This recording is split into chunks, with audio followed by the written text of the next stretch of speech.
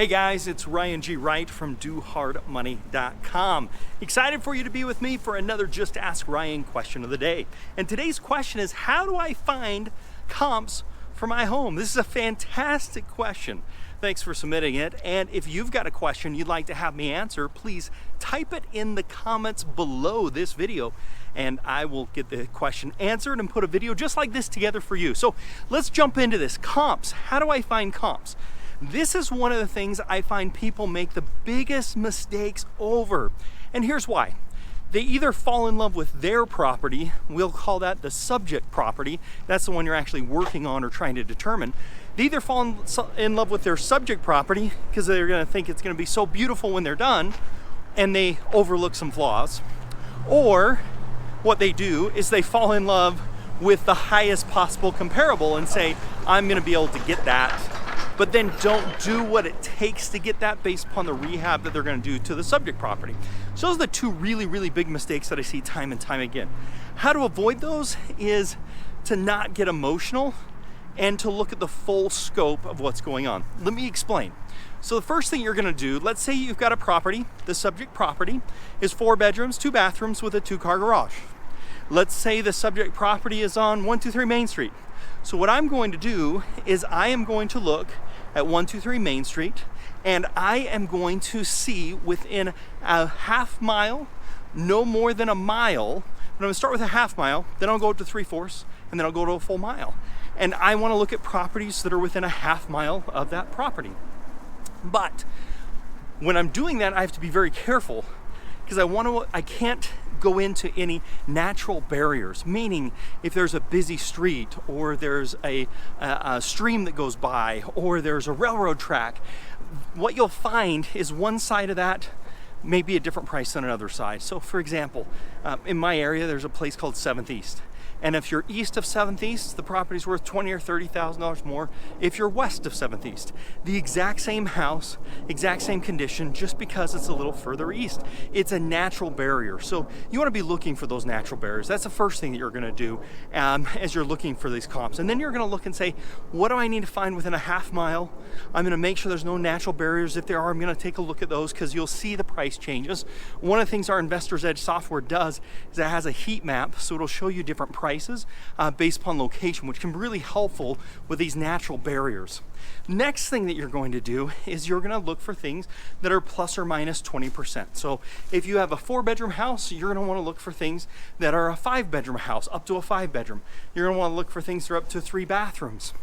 And then you want to take a look at things within the half-mile radius, and then you're going to sort. And you sort with the least expensive home, and you work your way up.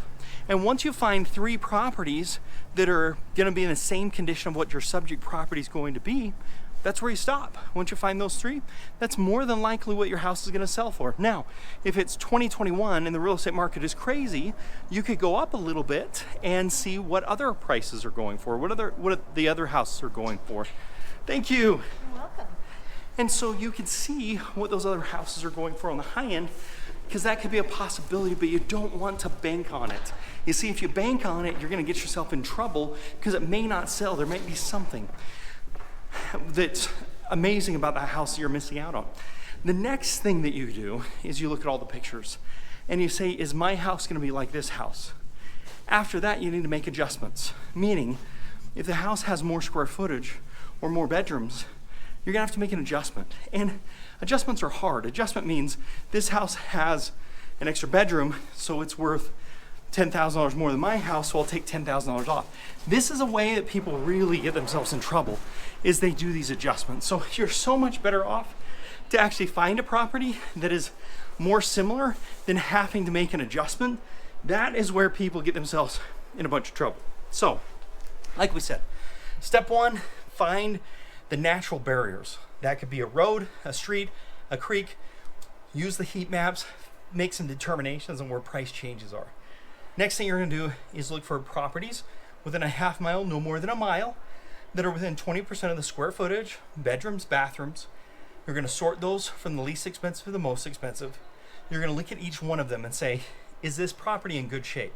If it's not in good shape, then you're gonna skip it, although if it's a property that needs a lot of work, you might want to look at that price, because if that house sold for $50,000 and you're paying $70,000, you might be overpaying for your property. So you can look at that.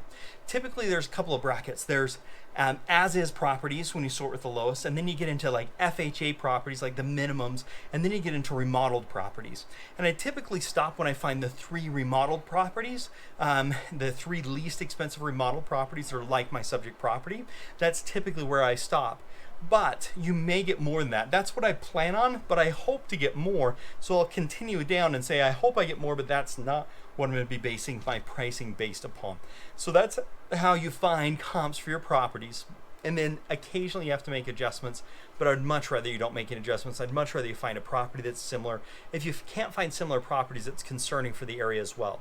Now, we typically are going to go back 6 months on comps, no more than a year. So I'll look at anything that's sold in the last 6 months or a year. In addition to that, I want to be looking at sold comps, and I want to be looking at active comps. And I'm going to take the lowest of the sold or active, but I'll hope to get better. Meaning, if the homes are selling for $150,000 currently for sale, meaning active on the market, but the solds are around 140, I'm going to plan on getting the 140 and hope I get the 150 but not bank on it. In this market, yes, things are selling for a lot more than what they're asking for on occasions, but that's not typically the case, and so you don't want to develop the bad habits of planning or banking on appreciation. There's lots of real estate investors that did that in 2008, and let's just say they went bankrupt more than once. So that's how you're going to be looking at things in determining how to pull comps. Now, we've got all kinds of information on this. And so if you'd like more information, check us out over at dohardmoney.com. We have videos, training, software that can help get you access to comps, the multiple listing, active, solds, all by the click of a button. It's super easy, and we can help you out. If you're interested, check us out over at dohardmoney.com. And if you have enjoyed this video, please hit the thumbs up button.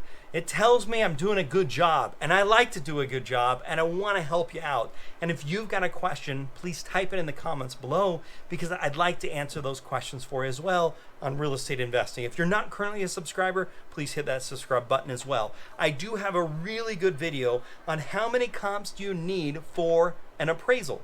Check that video out. It'll give you more information as you're trying to work on comping and knowing what the values of the property are.